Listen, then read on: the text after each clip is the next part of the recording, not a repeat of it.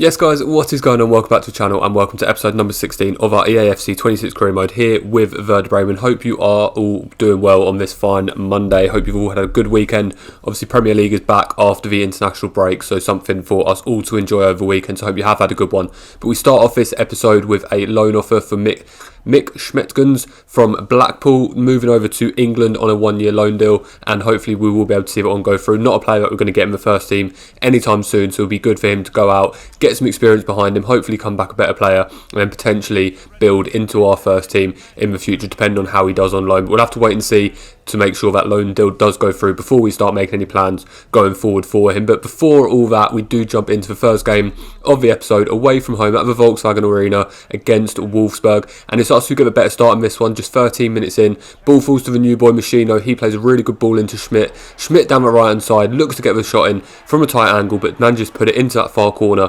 past the Wolfsburg goalkeeper, and Romano Schmidt gets his first goal of the season. Obviously we had that disappointing loss against Mönchengladbach 3-2 at the end of the last episode, so it's good to get the opening goal in this one, and hopefully we can build on this and hopefully come away with at least a point, if not a victory. But Wolfsburg started to come back.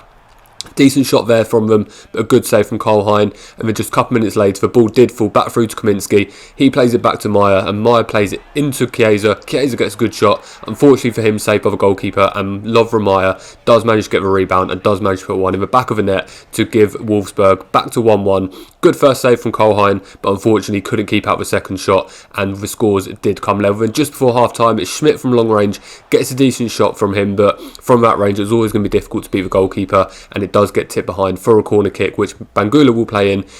Looks fall it to Starga, falls to a Jinmar, but unfortunately Jinmar couldn't get his feet corrected and couldn't get it in back of the net. So we did go into half time at 1-1, but early on in the second half the ball did fall through to their goal scorer Meyer. Good shot from him, but once again Karl Hein was there to keep that one out of the back of the net. And then just a couple of minutes later, Jinmar gets the ball, good feet down the right hand side, flicks a little ball in. Machino looking with a header to get his first goal for the club, but unfortunately can't put it in, and it does go wide of the post, and the scores do stay at 1-1. But not too long after that, Wolfsburg did come back, and Chiesa with a really good shot there. Unfortunately for him, it did rattle the top of the crossbar. Obviously, Federico Chiesa, obviously ex-Liverpool player, he is now playing in Germany for Wolfsburg, and he was unfortunate not to get a goal there. But it didn't take too long for Wolfsburg to keep coming. 15 minutes before the end of the game, good shot there. But once again, Karl Hein stood strong and kept one out back of the net. And a couple of changes for us. Two of the youngsters, Top and Kovic, both coming on to try and make a difference in this game and hopefully push us from this 1-1 into a lead. But it was obviously that corner from that save from Karl Hein that whips in by Chiesa. Ball falls into Wolfsburg attack, and they do manage to get their second goal of the game to take the lead in this one for the first time. And it is Moritz Jens, the centre-back, who does manage to get his first goal of the season to give Wolfsburg that 2-1 lead. It was a difficult one. We tried to obviously come back, a decent header there from Jinmar, but well wide of the post and not trying the goalkeeper at all. And then just a couple minutes later, we were attacking. We kept players forward, but unfortunately Wolfsburg took advantage of that. Svanberg gets the shot, and a good goal from Svanberg, bending it around the goalkeeper to give Wolfsburg that 3-1 lead with just a couple of minutes left of the game and put the game to bed. So we did unfortunately end at 3-1, so 2 losses so far from our 2 games this season. Definite improvement needed, and we did not need the distraction of an international job, so we rejected this one from Norway.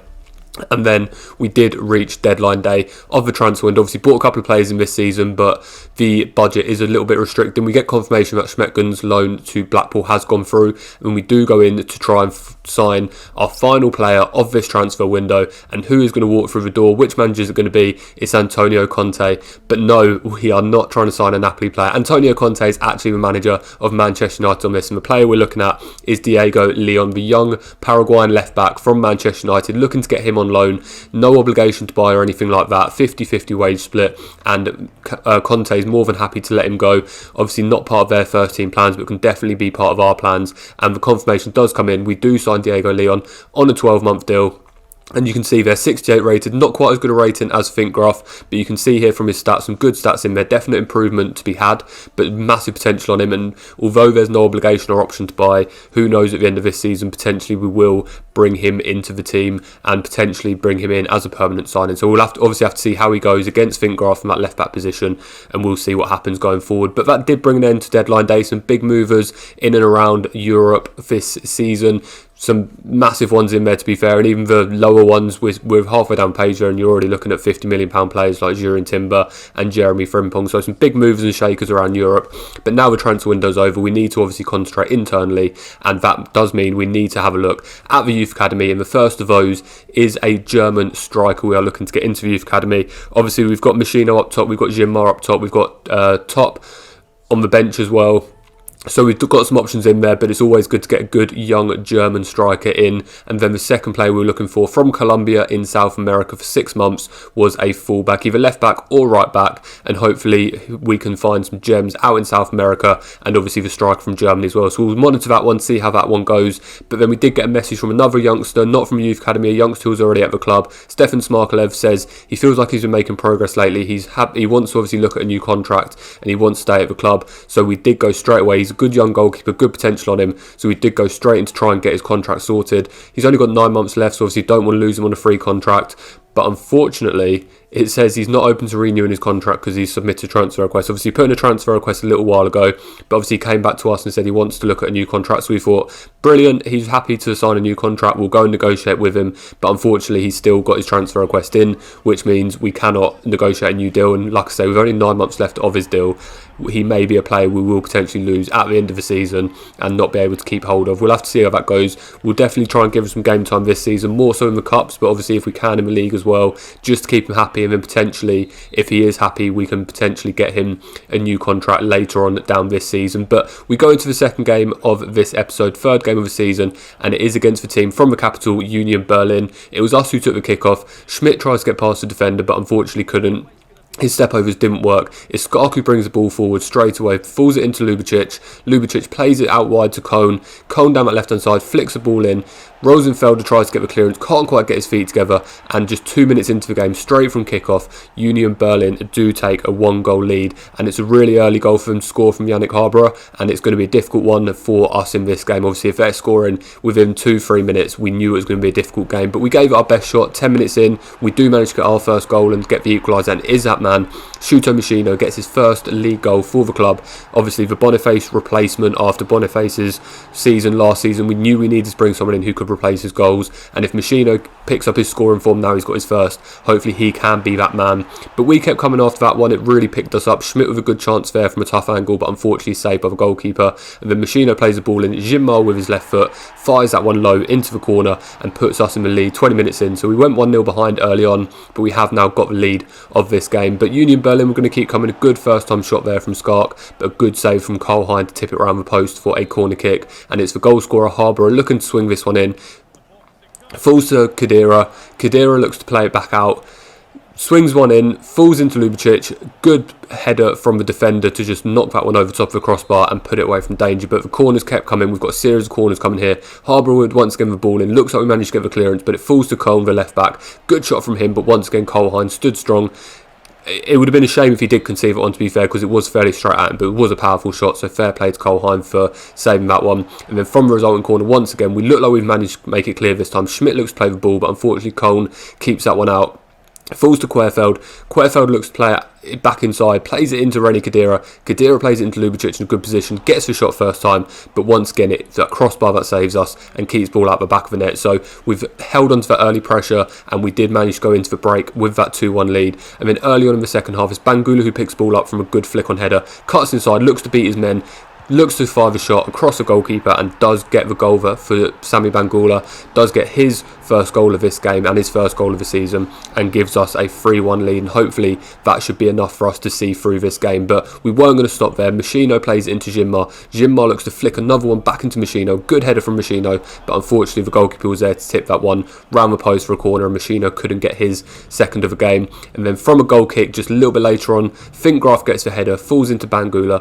Bangula looks to play it in, looks to play it to Schmidt. Good touch from Schmidt to beat the defender, rifles it with his right foot in off the underside of the crossbar. Them ones always look good, and Schmidt managed to get another goal, his second goal of the season, and gives us a 3-1 lead in this game, a 4-1 lead in this game, should I say. And then it was time for changes. This game should be fairly put to bed, so we do bring on Kovic once again, and we do bring on Leinen in that midfield too as well, to give him his first minutes of this season. Like I say, Kovic obviously coming in, he's played a fair bit off the bench this season, and straight away after the substitutes, we did get another chance. Machino picks up the ball after the defender's mistake, gets the wrong goal, and a good finish from Machino to get his second goal of the game and put us into a 5-1 lead. And if you'd have told us last season when we joined the club that we were going to be winning these games 5-1, I would not have believed you, to be fair. So definitely good stuff from this team, obviously with the new formation. And if I'm being honest, we weren't stopping there. Jinma gets a good shot, poor goalkeeping from Union Berlin goalkeeper, a weak hand from him, and Jinma gets his third of the season in 3 games to give us an unassailable lead. But we knew we needed to keep concentration, but unfortunately Union Berlin, they were obviously going to keep going forward. Burke with a good shot, but a good save from Cole Hine, and the goal tip it behind for a corner kick. And then from a resulting corner, Harborough, who scored that goal all the way back in 3 minutes, plays the ball in, falls into the Union Berlin attacker in the middle of the box, no defenders around him, and he does manage to put it in the back of the net. So 6-2, not too much of a worry. And then it was time to bring on the new boy, Diego Leon, in left back for Finkgraf to make his debut, obviously on loan recently from Manchester United, and he will have some loan appearances to start with, and then depending on how him and Finkgraf do, potentially we'll see who is going to be our starting left back. But unfortunately the day did get a little bit worse. The captain, Marco Friedel, did give away a penalty and picked up a yellow card in the 80th minute. I thought it was a fairly fair challenge, to be fair, but the referee decided it was a penalty, and it's Lubicic who steps up, looks to outwit Cole Hine in the goal and puts Cole Hine the wrong way, fires it low into the corner. He does go to pick up the ball, then realises it's 6-3 with just 10 minutes left, so decides against it and thinks they've got no way of coming back in this one, and they do get their third goal of the game. And then Machino gets a chance here, good shot with his left foot after a couple of little stepovers, and Shuto Machino gets his hat-trick. Like I said at the start, he was brought in to replace the goals from Boniface after we lost him back on his loan spell to Bayer Leverkusen, and with a hat-trick in this game, Machino hopefully is up and running. As I say, once you get that first goal, especially as a striker, that can be sort of a catalyst for the future. And he got his first goal for us in this game, and he's gone on to score a hat-trick. 4 attempts, 3 goals, and Shuto Machino has hopefully arrived at Werder Bremen, and hopefully we will see plenty more goals from him. But we did decide after that game, after that massive victory, and a really well-deserved victory as well, it was time to change Patrice Kovic's position from a central attacking midfielder into a right winger. Obviously we don't play central attacking midfielders in this formation, and Kovic generally, when he does come on from off the bench, he does come on that right hand side. So we did decide to move him to a winger, which should take about 2 months or so for him to convert that, but in the meantime we will definitely keep playing him down those wings, and hopefully he can provide some good moments for us.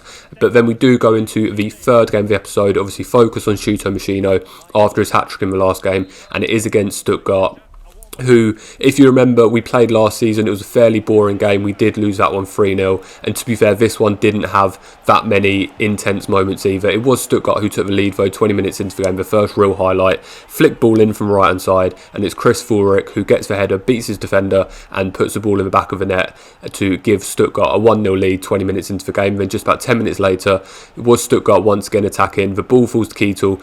He looks to play it out wide, falls to Llewellyn, and a good shot from him hit the post, and unfortunately Cole Hine couldn't react quick enough for Dennis Undav's follow-up shot, and Dennis Undav, who scored in the previous game last season against us, has scored once again to get his second goal of the game. But we knew that sort of would wake us up, and straight from kick-off we got an opportunity. The ball falls to Bangula, plays it into Machino in the middle of the park here, plays it into Alvaro plays into Schmidt. Some really good passing football here as Machino picks it up, Machino with a shot, and Machino gets his goal for his 4th goal in 2 games. Obviously hat-trick in the last game and a goal in this one, so 4 goals in the last 2 games. This season overall, 4 goals in 4 games, and like I say, for a striker, that is definitely not something to be sniffed at. And like I say, we brought him in as a Boniface replacement, and he is doing absolutely fine in that respect. And we did manage, just 5 minutes after the restart of the half-time break, to manage to get the equaliser. Sami Bangula once again cuts inside and fires it low past the goalkeeper into the bottom corner to bring the scores back to 2-2. But unfortunately it was Stuttgart who really started attacking here. Undav with a chance to get his second goal of the game, but once again Cole Hine stuck a leg out and manages to keep that one behind for a corner kick. And it's Llewellyn who swings this one in towards Assignon. We get a decent header out, but it falls to Fulrick, who got obviously Stuttgart's first goal, and unfortunately Alvaro dives in and does bring Fulrick down for a foul just on the edge of the box, about 20 yards out. Luckily no further action for Alvaro other than a yellow card, and it is the Stuttgart player who's going to look to get this shot. Undav plays the dummy, and the shot coming in, but fortunately for us, it does go just wide of the post, and the scores do stay at 2-2. And then just a couple minutes later, Schmidt on that right hand side, similar to his goal in the last game, picks that ball up, plays into Machino, falls out to Alvaro, good shot from him from range, but was never going to beat Ortega in the Stuttgart goal. And if we're resulting to taking shots from that range, then something isn't going to go well in this game, if we're being honest, because we couldn't really break down the Stuttgart defence in the second half, and it was Stuttgart who once again got another good shot there from Thomas, but once again Kohlheim was there to save that one. But we got an opportunity just 10 minutes before the end. Starger picks the ball up, brings the ball forward about 25-30 yards out, once again taking shots from long range, not being really able to break down the defence, and the keeper does save it to keep the scores at 2-2. But that is going to bring this episode to an end. As always, please comment down below, take care of yourselves, and I'll see you on the next one.